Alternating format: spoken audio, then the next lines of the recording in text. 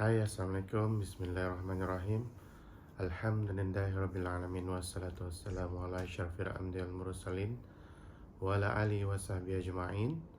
Rabbi yassir wa la tu'assir, Rabbi tamimu bi khair ya karim.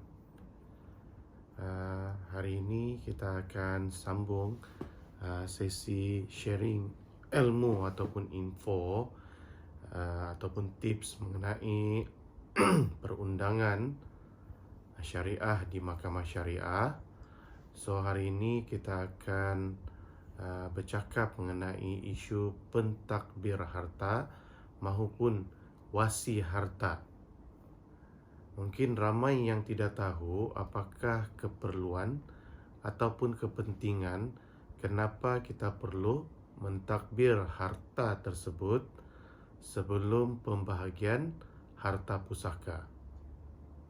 So pada hari ini Uncle akan bawa topik ini supaya orang faham kenapa perlu membuat satu permohonan pentadbir harta atau wasi harta di mahkamah syariah. Siapa golongan yang sangat memerlukan untuk menjadi pentadbir harta ni? Okey. Kenapa perlunya pentadbir harta ni? Siapakah golongan yang layak mentadbir harta ni adalah bagi mereka merupakan ahli waris kepada si mati. Siapakah ahli waris? Iaitu mereka yang juga layak menerima harta pusaka si mati. Contohlah yang meninggal dunia itu adalah seorang suami. Jadi ahli waris dia merupakan isteri, anak-anak si mati maupun ibu bapa si mati. Seandainya dorang ni ada anak lelaki, maka waris-warisnya cuma isteri, ibu bapa si mati dan anak-anak. Jadi golongan yang Uncle sebutkan tadi itu merupakan ahli waris yang layak untuk menjadi pentadbir harta pusaka. Bila keadaan yang memerlukan pentadbir harta pusaka ni? Okey, selepas berlakunya kematian, kebanyakan si mati ini mempunyai hutang yang masih belum diselesaikan ataupun dilangsaikan. Satu lagi berkemungkinan semasa si arwah tu hidup, dia telah pun menjual sebuah kenderaan disebabkan oleh kenderaan itu masih di dalam pinjaman, maka dia telah menjualnya tanpa menukar nama. Oleh itu, di dalam permohonan pentadbir harta pusaka ni, di mana ahli waris yang menjadi wakil pentadbir boleh membuat satu permohonan di mahkamah bagi pentadbir itu untuk menjadi wakil terhadap pertukaran nama hak milik kenderaan tersebut. Oh, jadi orang yang paling terdekat lah. Ya, ahli waris yang boleh menjadi pemohon di dalam pentadbir harta pusaka.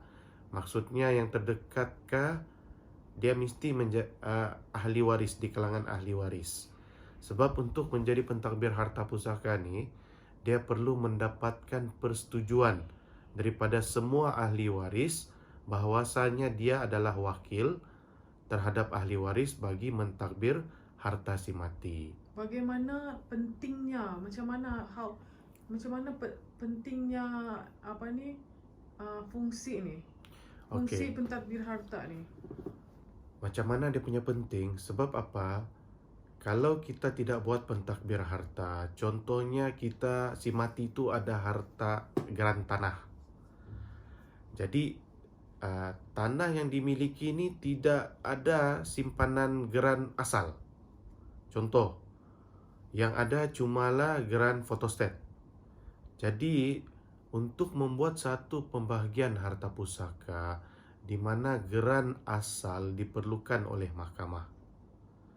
Jadi di dalam permohonan pentadbir harta pusaka ini, di mana geran asal boleh diperolehi oleh si pentadbir harta yang telah dilantik bagi mendapatkan geran Oh, asal. artinya pentadbir harta ni macam mewakil lah kepada orang yang sudah meninggal tu. Betul, untuk mendapatkan apa-apa dokumen di institusi-institusi keuangan.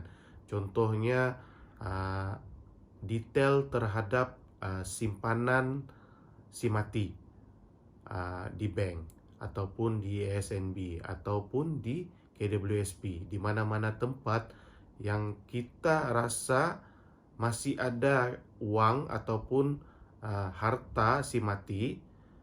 Kebiasaannya pihak-pihak institusi ini akan meminta perintah mahkamah.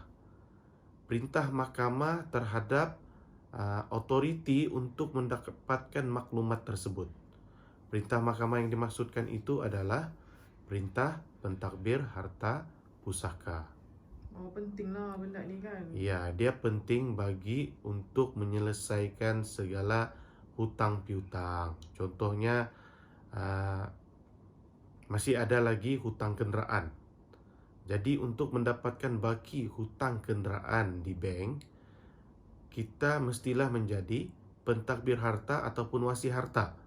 Barulah pihak bank akan membagikan segala detail terhadap hutang tersebut. Tapi dia kena ada persetujuan kan? Betul, dia perlu mendapat persetujuan daripada siapa? semua ahli waris, macam yang Uncle cakap tadi. Semua ahli waris punya Betul. ramai itu. Okey. Seandainya dia tidak ramai, kalaulah dia ni ada anak lelaki, ahli waris yang terlibat adalah ibu bapa si mati, isteri dan anak-anak saja. Oh, sampai situ je lah level Ya, dia. tapi dia akan jadi lebih ramai apabila si mati ini tiada anak ataupun cuma ada anak perempuan. Dan setelah itu bapa si mati juga telah meninggal. Maka ahli warisnya akan naik ke atas, iaitu adik-beradik si mati. Jadi makin ramailah. Maksudnya di sini ada satu form ataupun satu dokumen yang perlu ditandatangan oleh semua ahli waris bersetuju untuk melantik salah satu ahli waris ni menjadi pemohon di dalam pentadbir harta pusaka. Actually kan apa hak pentadbir harta pusaka ni? Sampai mana hak dia?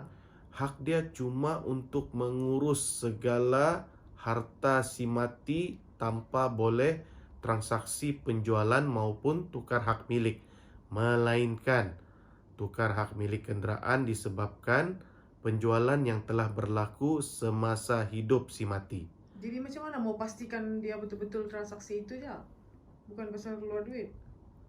Sebab apa? Perintah mahkamah bagi pentadbir harta tidak ada kuasa untuk menjual apa-apa harta si mati.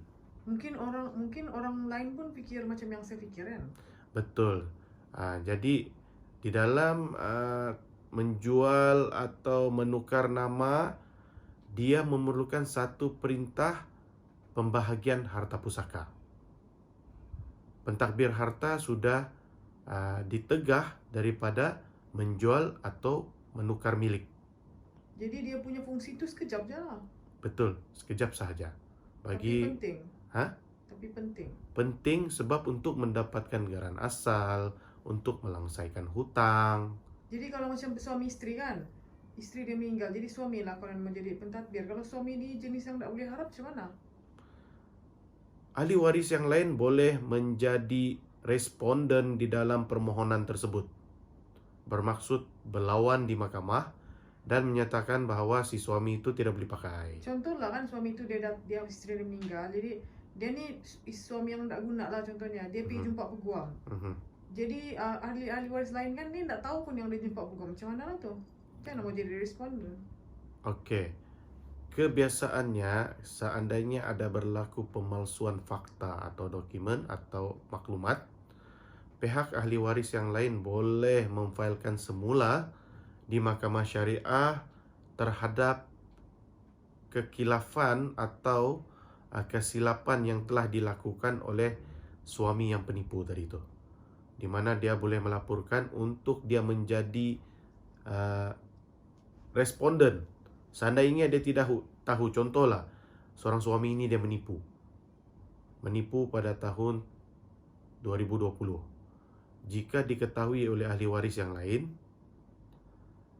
pada tahun contoh 2025, dia masih lagi boleh membuat permohonan di mahkamah, di mana orang yang menipu tadi itu akan dipanggil semula ke mahkamah syariah. Tapi sebenarnya dia punya fungsi itu sekejap je. Betul, Dan bagi kuasa dia itu pun terhad. limited, betul. Kuasa dia limited cuma untuk mengurus, mentakbir, bagi mendapatkan geran asal, bertujuan dalam proses untuk meneruskan ke peringkat pembahagian harta pusaka. So boleh tolong share kah? Mungkin ada case study kah yang pernah buat? Maksudnya mau share case study macam mana? Case yang pernah kamu buat lah pasal pentadbir harta ni. Okey, pentadbir harta contohnya lah. Seorang ni dia bapaknya telah meninggal dunia, di mana bapak dia ni tidak ada ibu bapa lagi, yang cuma ada seorang isteri dan seorang anak lelaki. Dan dia telah semasa hidupnya ni, dia telah meninggalkan satu bidang tanah. Dan apabila telah meninggal dunia, isteri dan anak ni tahu bapa dia ni ada sebidang tanah, cuma tidak ada geran asal. Jadi di dalam kes tersebut, di mana si anak telah pun memohon menjadi pentadbir harta pusaka ke mahkamah syariah bagi tujuan mendapatkan geran salinan asal di jabatan tanah. Jadi dia terpaksa buat satu permohonan di mahkamah syariah di bawah pentadbir harta pusaka untuk mendapatkan geran asal untuk dibahagi di dalam harta pusaka. Jadi dengan itu permohonan pentadbir harta pusaka itu digunakan untuk mendapatkan geran asal di jabatan tanah.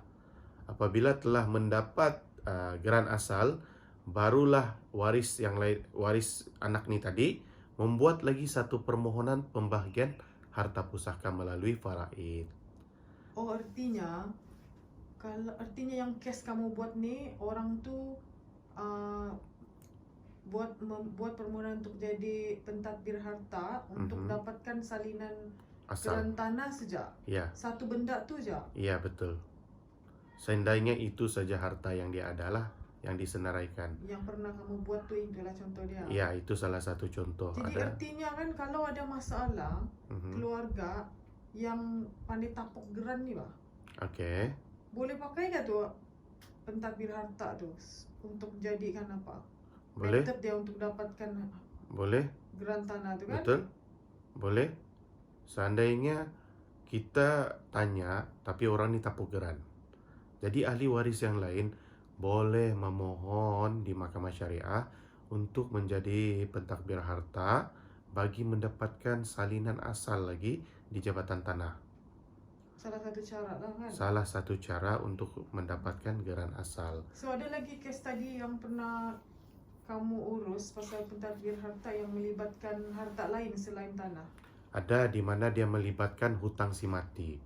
Di mana setelah si mati ini meninggal dunia, tiba-tiba pihak bank, si mati itu siapa? Mungkin boleh kasih suami, spesifik. Yang si mati ini suami, di mana dia tidak ada anak lah. Dia cuma ada isteri, ibu bapa pun sudah meninggal. So isteri lah orang yang paling terdekat dan yang ada untuk menjadi pentadbir harta. Di mana pihak bank ni, ada dua bank ni, telah menghantar satu surat hutang yang menyatakan si mati ni masih mempunyai baki hutang loan yang belum berbayar. Hutang apa tu kalau boleh? Hutang loan pribadi. Okey. Oh, itu dia tidak insurans kan? Sebenarnya ada. Jadi si Balu ni pun terkejut lah. Dia cakap, jadi oleh kerana dia isteri, jadi dia telah mendapatkan satu permohonan di mahkamah syariah bagi mentakbir hutang tersebut.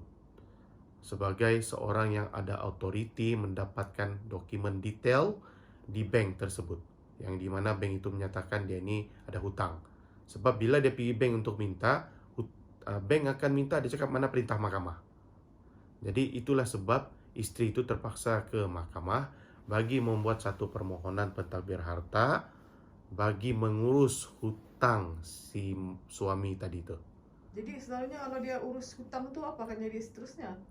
Jadi apabila dia ada satu perintah mahkamah, jadi dia ada hak untuk mendapatkan detail, segala-gala detail perasal hutang itu. Untuk dia bayar. Bukan pertama untuk dia bayar hutang maupun dia uruslah. Biasanya apabila benda ini terjadi, peguam akan membantulah anak guam ni, sebab agak mustahil untuk loan pribadi zaman sekarang ni yang tidak ada insurans MRTA. Kami pernah menyelesaikan satu kes di mana apabila dia membuat satu pentadbir harta, jadi dia sudah ada kuasa dalam mendapatkan maklumat, pihak peguam dengan anak guam itu telah pergi ke bank tersebut untuk mendapatkan segala perjanjian sebelum ini. Dan apabila disemak, rupanya perjanjian ini mempunyai insurans MRTA. Apa jadi kalau dia tidak peduli pun? Meninggal juga sudah orang tu.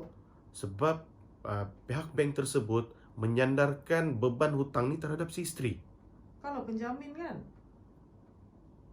Iya, kalau penjamin. penjamin.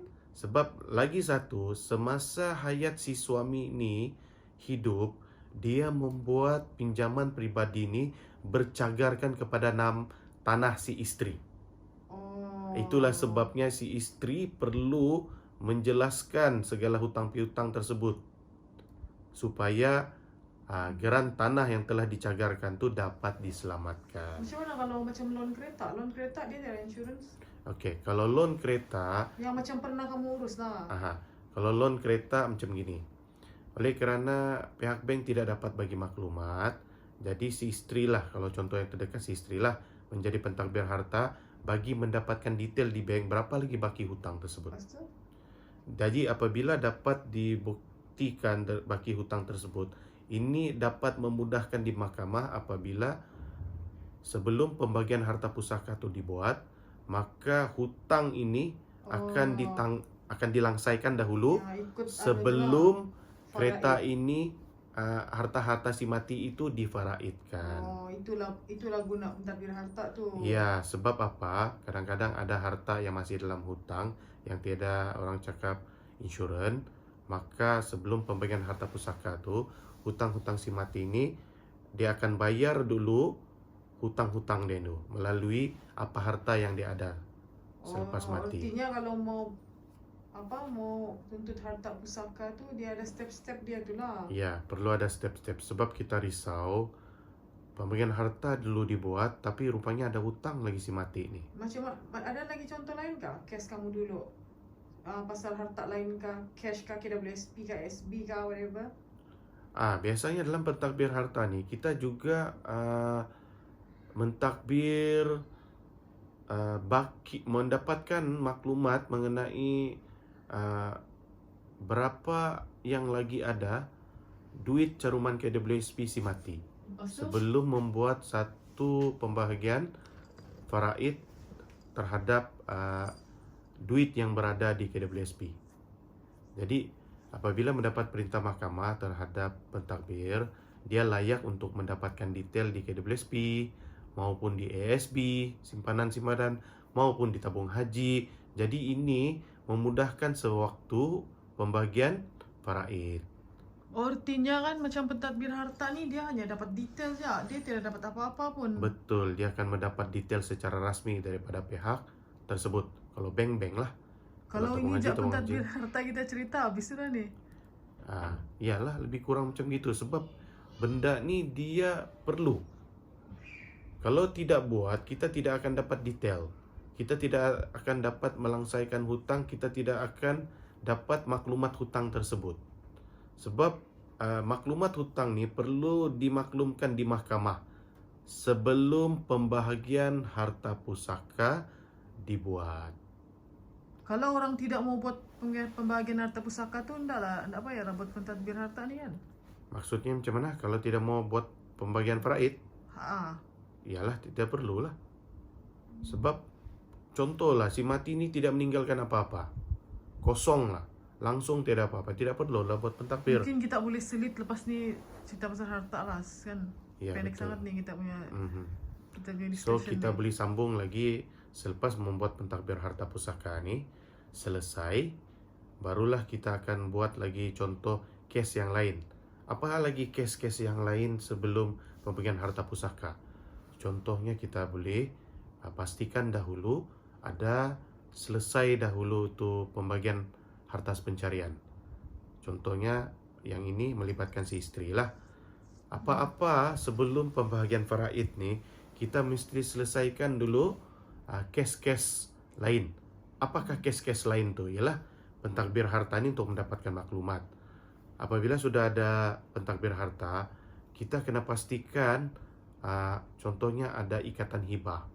Bila ada ikatan hibah, kita perlu membuat pengesahan hibah. Contohnya di mahkamah syariah. kalau ini siapa yang meninggal? Suami kah isteri kah? Contoh suami lah yang Okey, meninggal. kalau suami meninggal, So rupanya suami ini ada buat satu ikatan hibah okey.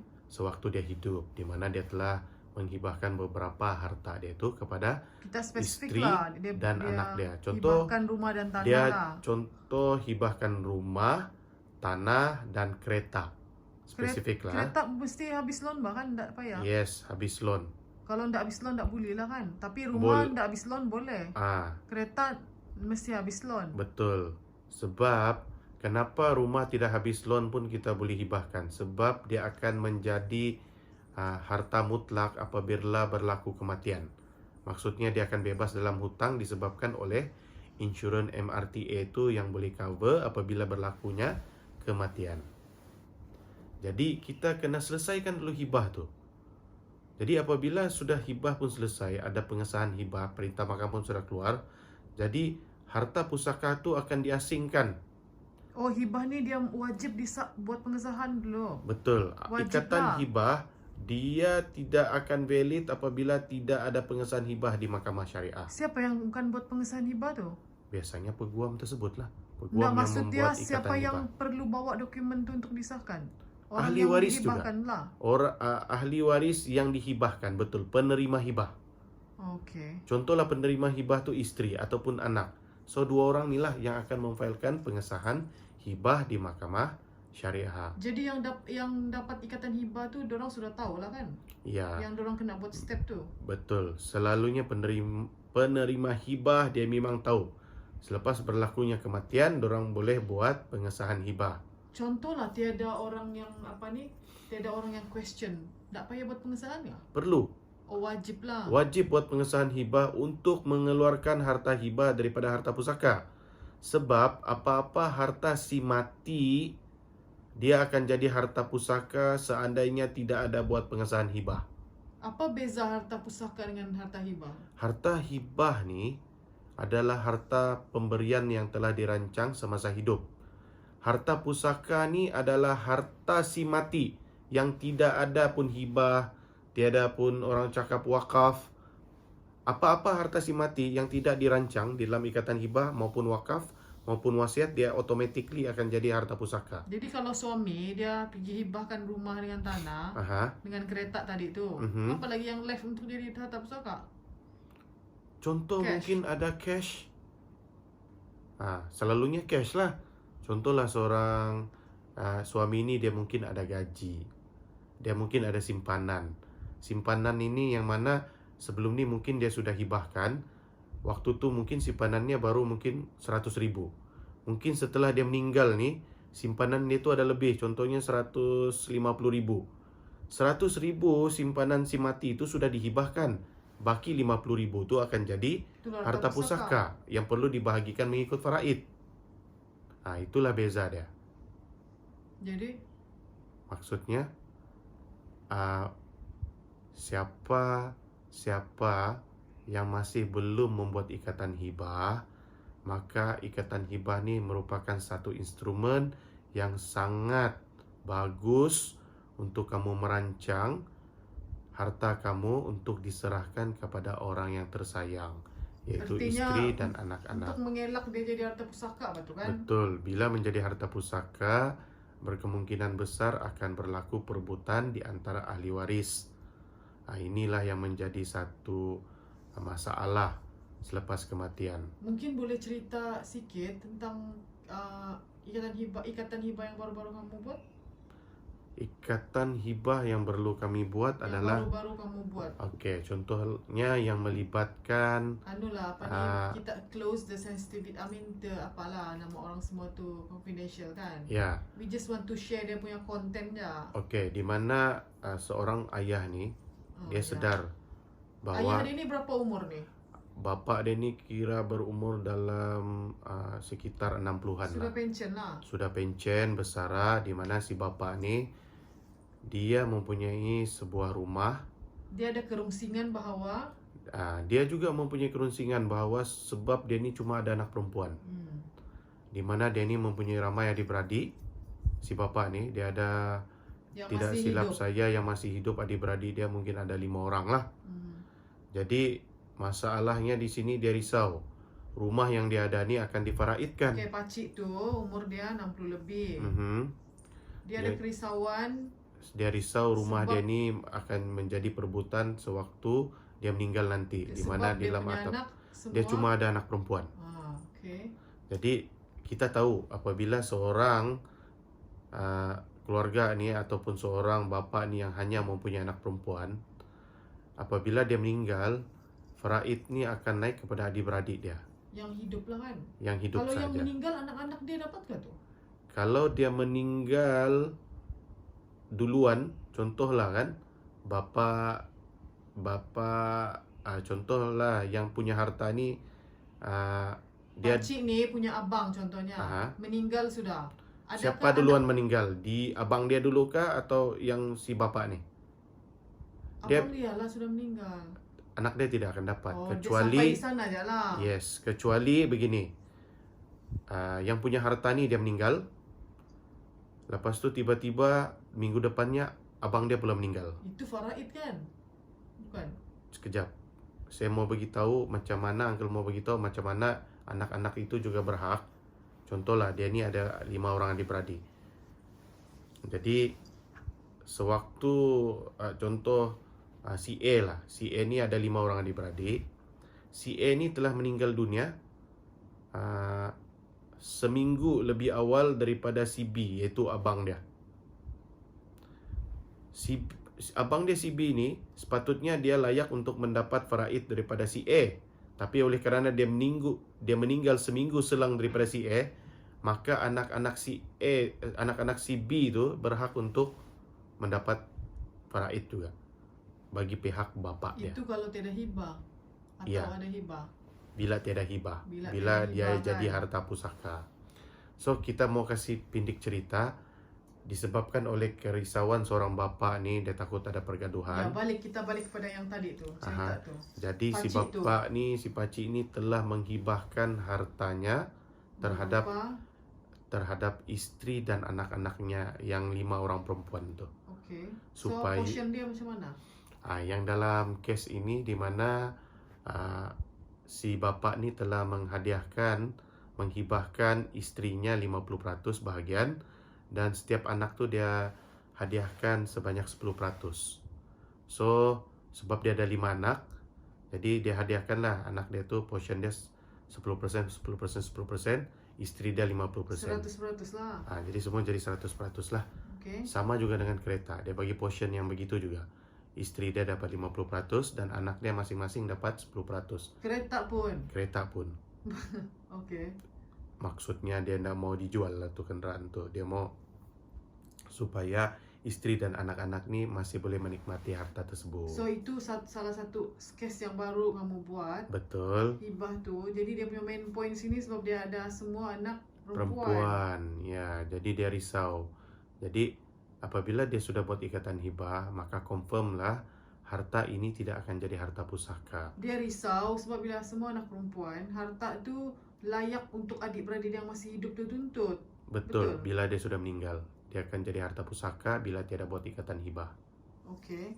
So ada lagi kes lain, ikatan hibah lain yang kita boleh share yang kamu ada buat? Ada. Itu yang apa tu?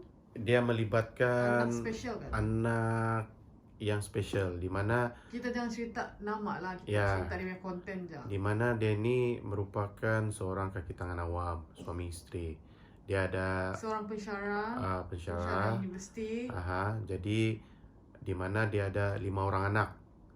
5 orang anak. Dan salah seorang anak dia itu adalah dalam golongan special. Apa spesial dia tu? Special dia ni dia autism. Okey, autism. Autism sekarang dia bukan benda yang bukan benda yang ganjil. Betul. Ramai Ya.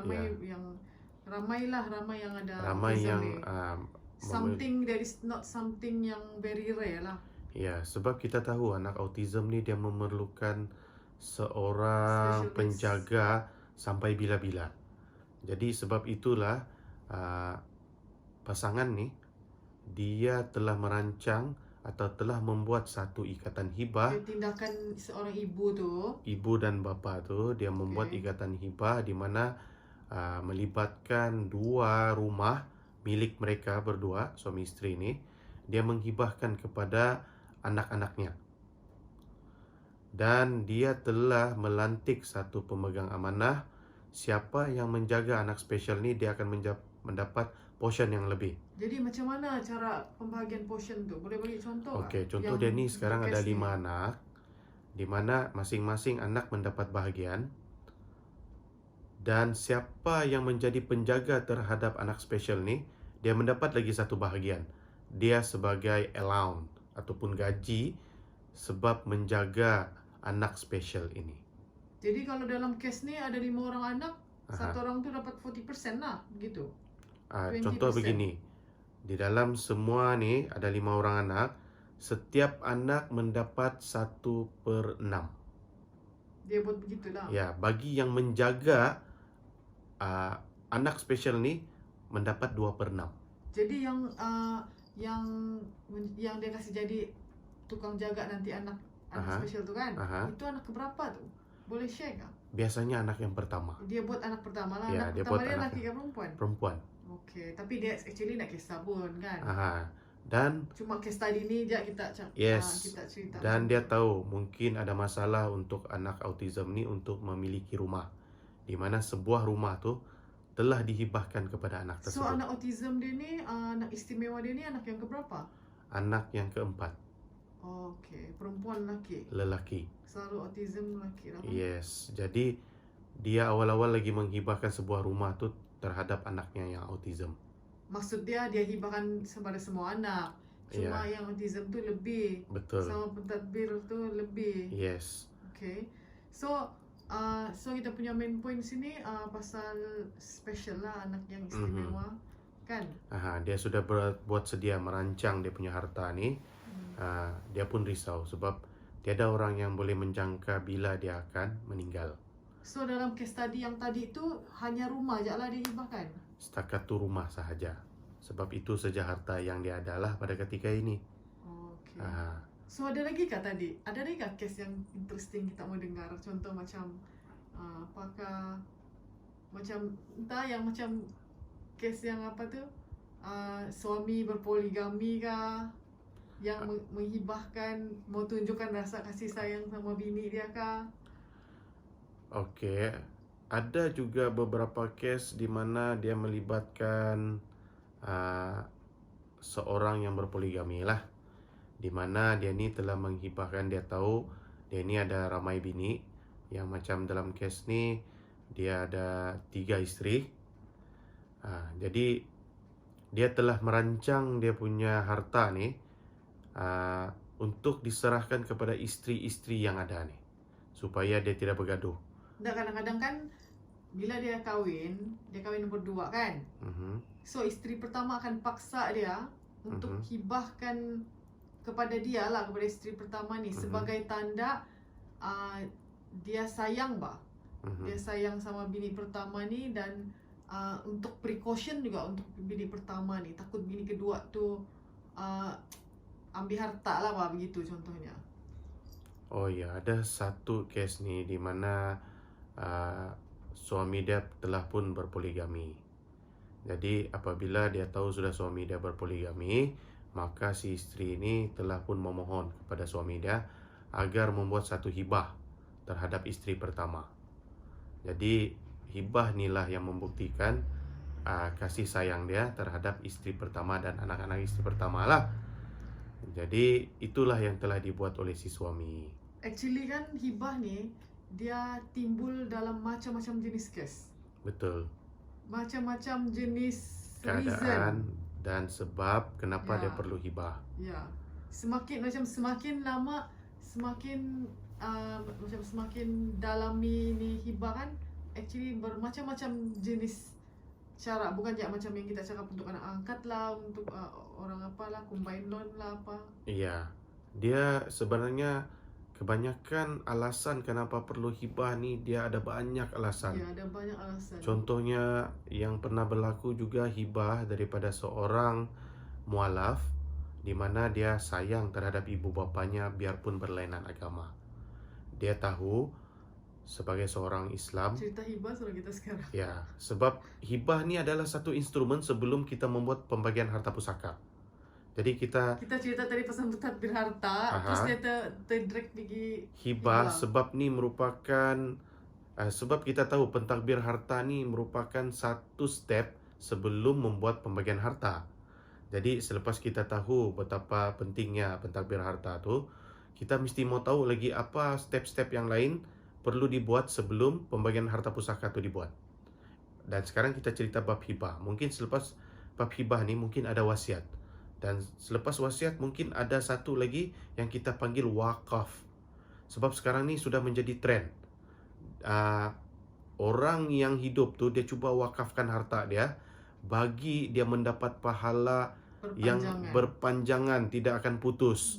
Contohnya kami telah handle satu kes wakaf di mana dia melibatkan seorang balu yang mana dia hanya ada sebuah rumah.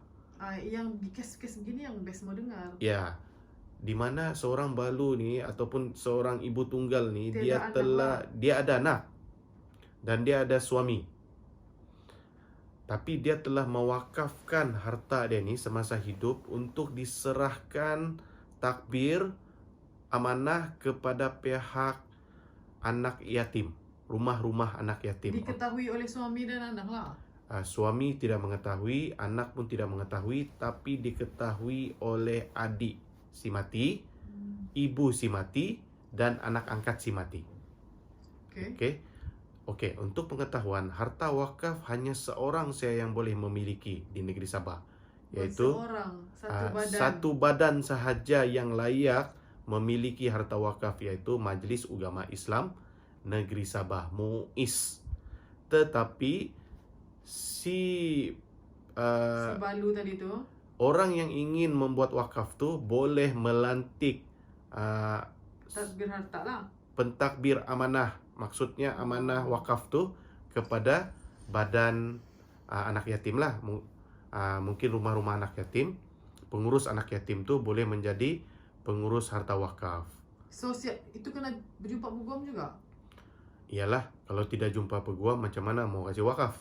Oh, enggak, masa sebelum mungkin orang yang mau mau pahala yang berpanjangan tadi itu kan, mungkin dia excited untuk dengar macam gini nih. Ya. So what is the step kalau dia mau buat wakaf nih semasa dia hidup tuh? Dia kena jumpa peguam lah. Ya, jadi peguam akan sediakan satu dokumen lah di mana biasanya peguam akan membawa orang pewakaf ni untuk berjumpa dengan pihak MUIS. Kes ni pernah kamu handle lah? Ya, pernah kami handle dan sedang diuruskan untuk mengesahkan wakaf tu terhadap rumah anak yatim. Oh, okey. Boleh tahu kah rumah tu di kawasan mana? Kota Kinabalu kah? Di kawasan Kota Kinabalu, iaitu di kawasan Sabindo sanalah. Di mana di sana rumah teres tu? Ya, rumah teres. Sebenarnya pewakaf ni berada di sebelah rumah anak yatim. Jadi dia telah mewakafkan rumah tersebut terhadap rumah anak yatim. Jadi dia besarlah nanti. Ya, sebab niat dia tu kalau dia meninggal nanti supaya boleh memudahkan lagi rumah anak yatim tu lebih besar lah. Jadi siapa yang tinggal di rumah dia sekarang tu? Sebenarnya yang sekarang ni rumah tu tidak ada orang tinggal lah. Oh, istilahnya keluarga dia tinggal situ kan? Ya, tiadalah keluarga tu tinggal situ. Jadi dia memang sudah merancang lah. Bila dia mati nanti rumah ni akan digunakan oleh anak yatim. Jadi sekarang yang mau buat tu belum meninggal lah kan? Sudah meninggal. Oh, sekarang proses apa tu? Proses bagi pengesahan harta wakaf. Oh, lama juga lah prosesnya. Insya Allah sekarang masih dalam proses. Biasalah di dalam mahkamah syariah ini dia akan ambil masa di antara 4 hingga ke 6 bulan lah. Ini bagi orang yang mau bikin Wakaf, harta mewakafkan tu lah. harta tersebut.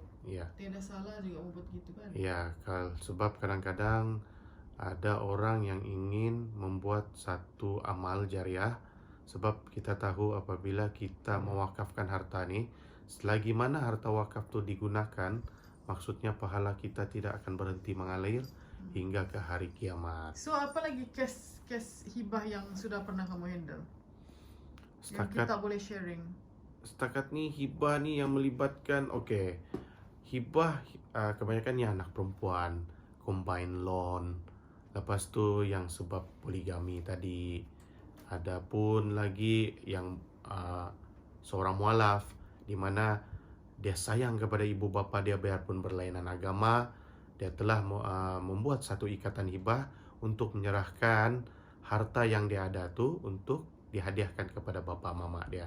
Ada lagi yang menghibahkan kepada anak angkat. Dan ada lagi yang menghibahkan kepada anak buah dia sendiri, iaitu anak kakak dia. Sebab dia tahu anak kakak dia ni bukanlah orang yang senang dan merupakan seorang balu, dan dia ada satu anak buah yang sangat pintar di dalam belajaran, di mana dia telah menghibahkan harta dia tu supaya anak buah dia ni dia mau pastikan dapat masuk sampai ke Menara Gading. Jadi dia telah menghibahkan harta dia tu. Ada lagi case kan? Dia ni ada ganas sikit lah. Husband dia kedapatan lah, pandai ada silap lah main perempuan begitu kan. Jadi dia paksa husband dia hibahkan dia rumah untuk dia rasa itu apa tu? Ya, kami ada juga secure apa nama dia tu? Maksudnya sebagai satu insurans lah, sebagai macam satu garanti lah. Kalau kau buat lagi macam mana tu kalau sudah bercerai? Macam mana? Sebenarnya macam gini. Kita tidak boleh paksa orang untuk hibah, sebab dalam hibah tu sendiri dia tanpa paksaan. Macam gini bah, contohnya jadi macam gitu kan? Ya. Jadi dalam perkahwinan tu dia hibah lah sama isteri dia kan? Ya. Dan sebelum dia meninggal tu dia bercerai.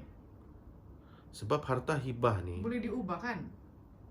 Dia hanya boleh diubah pemberian daripada bapa kepada anak, pemberian daripada datuk kepada cucu. Tetapi pemberian suami kepada isteri ataupun isteri kepada suami, ikatan hibah itu tidak boleh ditarik balik. Oh ya. Iya. Jadi artinya kalau jadi macam tu kan? Iya. Macam laki. Iya. Yalah. Macam laki dia tu kedapatan main perempuan lah contoh kan. Terus bini dia bilang kalau kau nak mau buat sudah gitu. Terus laki dia bilang lah aku nak mau buat sudah. Aku tak akan buat sudah, dia cakap. Jadi kalau kau nak mau buat gitu, kau hibahkan aku rumah ni, dia cakap. Jadi laki dia pun buatlah hibah tu untuk bini dia. Persoalannya selepas 2 tahun diorang bercerai. Apa jadi dengan ikatan hibah tu? Ikatan hibah tu valid. Maka ikatan hibah tu si isteri tu perlu mengesahkan di mahkamah. Bila dia meninggal tak? Tidak. Sewaktu bercerai tu sudah boleh buat pengesahan tu. Oh, ini ilmu baru ni. Maksudnya dia sebenarnya pengesahan hibah ni boleh dibuat semasa hidup maupun mati. Jadi seandainya telah bercerai, kita risau harta tu akan dijual oleh si suami, sebab itu harta milik suami. Dia perlu buat pengesahan hibah di mahkamah syariah. Sebab kita tahu pengesahan hibah ni akan membuat satu perintah di mana harta tadi itu bukan lagi harta si suami. Dia akan jadi harta si isteri apabila dia buat pengesahan hibah di mahkamah. Tapi adalah terms dia tu kan? Terms yang supaya boleh buat macam gitu? Ataupun sama aja standard? Standard. Maksudnya apabila contohlah sudah bercerai. Jadi inilah peluang si isteri untuk membuat pengesahan hibah di mana semasa di dalam perkahwinan si suami telah pun membuat satu ikatan hibah. Walaupun belum meninggal lah. Betul, belum meninggal pun boleh buat. Jadi isteri di luar sana bolehlah membuat begitu. Iya, bagi kalau laki kamu bikin hal, kamu minta dong hibahkan. Ini satu tips baru. Kalau laki buat hal, kamu boleh minta dia buat ikatan hibah sebagai jaminan. Ya, supaya dia tidak buat lagi. Jadi kalau dia buat, berlaku perceraian, kamu sudah untung. Rumah tu akan menjadi milik kamu. Jadi untuk para isteri di luar sana, kalau kamu was-was terhadap suami kamu, Ni angkol kan ah, isteri je. Apa macam tu? bolehlah kamu buat ikatan hibah sama suruh laki kamu buat, jaminan dia tidak buat hal sama kamu. Kalau dia takut mau hibahkan, contoh dia kan, Something wrong lah tu. memang something wrong lah. Sebab apa? Kamu kena ingat, di dalam hibah antara bapa kepada anak atau ibu kepada anak, Itu boleh tarik. boleh tarik balik bila-bila selagi mana si penghibah tu hidup. Kenapa begitu ah? Ini adalah kelebihan instrumen hibah. Kalau isteri dengan suami tak boleh. Isteri dengan suami, suami dengan isteri pun tidak boleh. Ataupun daripada seseorang kepada seseorang. Contohlah, si A ni mau bagi sama si B, dia tidak kaitan lah, anak beranak ke apa. Contoh sepupu kah. Oh, dia mesti blood related lah. Ya, yang cuma boleh tarik balik ni, ingat, ini saja yang boleh tarik balik. Antara bapa sama anak, mama sama anak, datuk sama cucu, nenek sama cucu. Itu sahaja. Ditarik balik sebelum Boleh tarik balik kalau dia mau. sebelum meninggal lah. Sebelum sudah meninggal, mana lah orang mati badai tarik balik dia punya hibah. Kalau ada semua orang lari. Oke, so inilah info yang kamu perlu tahu. Berita gembira untuk istri. Kalau kamu rasa laki kamu ni bikin panas, bikin takut, selalu menipu kah apakah, Tapi bukan rumah aja boleh hibah kan kalau macam apa-apa harta dia, milik dia, jangan pula milik orang lain. Pastikan harta yang dihibahkan ni 100% milik si penghibah. cash pun boleh kan? Cash di account, kalau cash kamu minta lah terus, apa lagi mau hibah-hibah. Mana tahu Biasanya orang hibah ni berbentuk aset. Sebenarnya cash pun boleh, tidak masalah. Tapi kalau si bini tu ada cash si suami tu banyak, bagus dia minta terus masuk transfer. ada DM lah daripada ini kan. Ada DM dia cakap begini. Suami saya dia tidak mau kasih hibah saya, dia cakap sebab nanti saya mati, dia bilang kau syok-syok sama laki baru kau tinggal di rumah yang saya punya, dia cakap. Oke, kalau dia cakap begitu, kamu bolehlah cakap beginilah, kalau kau tidak percaya saya, hibahlah sama anak-anak. Itu sajalah. Jadi anak-anak pun kamu tidak percaya. Kalau anak-anak pun dia tidak mau bagi, kamu tahulah itu hidung masin. Paham-paham saya lah, anda payahlah dipajal lagi kan. Dia memang tidak mau lah tu. So macam lepas tu hibah kan, tadi banyak so kita cerita pasal hibah. So lepas kalau contohlah harta tu dia tidak hibah kan, dia akan direct kepada jadi harta pusaka, di mana perlu difaraidkan ataupun perlu dibahagi mengikut persetujuan waris-waris lah. So siapa ahli waris dalam faraid ni yang terlibat? Sebenarnya ahli waris di dalam faraid ini kita kena faham dulu siapa yang mati, siapa yang hidup. Bagi contoh satu lah. Uncle bagi contoh asas lah, dia ni mati laki. Laki dia ni tiada ibu bapa sudah, meninggal juga sudah. Jadi yang hidup cuma ada istri dan cuma ada anak-anak. So ahli waris dia cuma istri dan anak-anak. Contohlah ibu bapa si mati ni hidup dan dia punya anak lelaki seorang. So siapakah ahli waris dia? Ahli waris dia adalah anak laki itu, sebab dia cuma ada satu anak laki. Istri dia tu satu orang, dan ibu bapa si mati. Dia berlainan situasi siapakah ahli waris. Jadi untuk mendapatkan kepastian siapa ahli warisnya, datanglah jumpa peguam syar'i. Oke, ataupun orang yang faham mengenai faraid. Kenapa orang berhabis nak mau dia jadi harta pusaka? Selain daripada dia punya kiraan makin kecil. Sebab begini, kalaulah harta faraid itu melibatkan adik-beradik, itulah yang selalu menjadi pertikaian apabila berlakunya kematian. Ada lagi satu case. Case ni dia adik-beradik ramai dan dia tiada anak lelaki. Adik-beradik warak-warak lah ni, orang cakap. Bila meninggal adik-beradik diorang ni perempuan. Artinya mama dia lah meninggal, perempuan. Bila meninggal mama dia, bapa dia masih hidup, tapi anak semua perempuan. Oke. Tapi semua pakcik-pakcik, makcik-makcik dia semua semua menuntut Yang meninggal tadi siapa? Mama? mamak dia. Oke, mama dia ni, dia punya bapa masih hidup. Bapak mamak tiada sudah, meninggal sudah. Oke, bapa mama meninggal sudah. Maksudnya, Tapi suami masih ada, anak dan anak perempuan 3 orang. oke, kalau begitu keadaannya, ahli waris adik-beradik si mama tadi tu ahli waris. Itulah adik-beradik mamak dia. Aha. Semua menuntutlah habis-habis sekarang ni. Iyalah. Itulah yang selalu berlaku apabila dia melibatkan harta. Kebanyakan orang mau berebut. Jadi suami dia tu tiada apa-apa kuasa juga. Ada bahagian faraid, tapi cuma dalam satu Kuasa mau stop itu perebutan tu tiada lah kan? Tidak ada, sebab apa?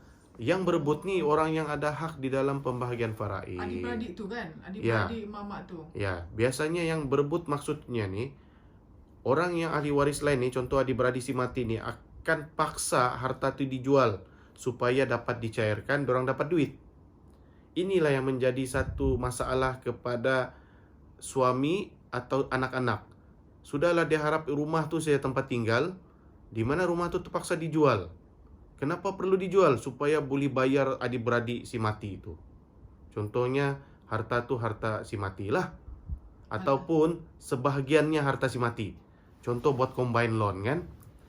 Jadi bila combine loan, separuh daripada nilai harta tu adalah harta si mati bah, yang menjadi harta pusaka. Separuh lagi ni si laki yang masih hidup, masih lagi still ongoing bayar loan.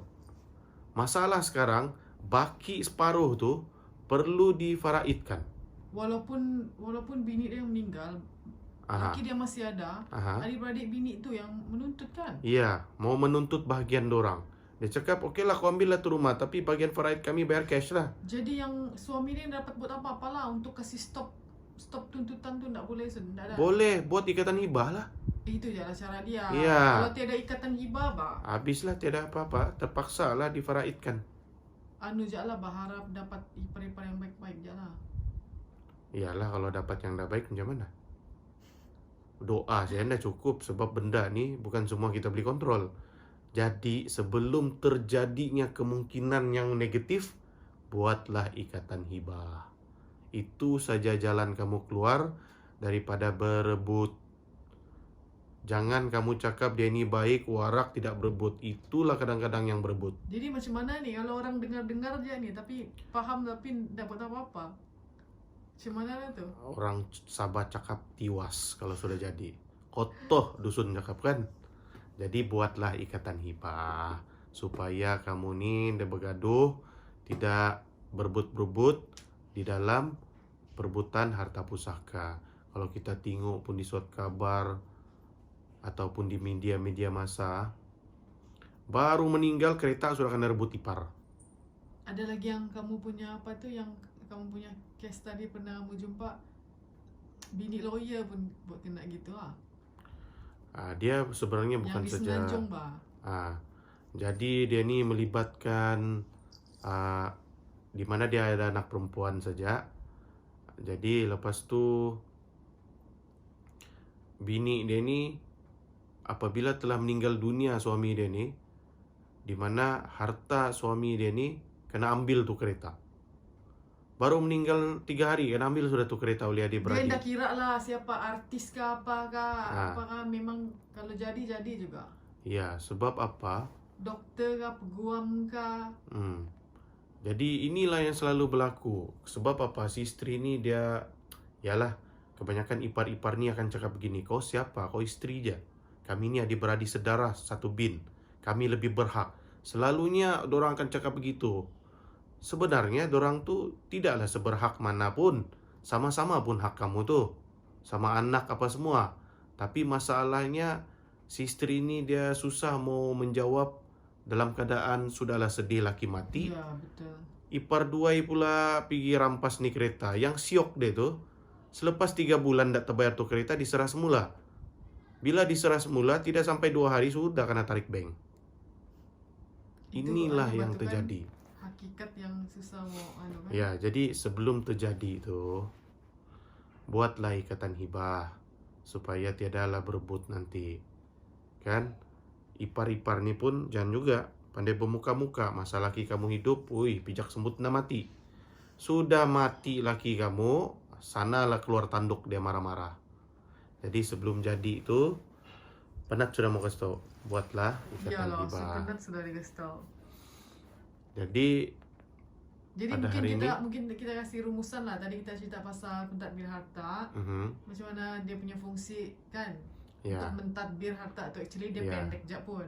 Yes, sebab apa, kenapa perlunya takbir harta, apa fungsi takbir harta, apa kuasa takbir harta pun kita sudah tahu. Ingat takbir harta cuma untuk mengurus harta, mentakbir harta, mengurus hutang, bukan untuk penjualan ataupun pertukaran nama. Dia tak boleh escape lah, memang mesti kena ada kan untuk mentadbir harta-harta tu.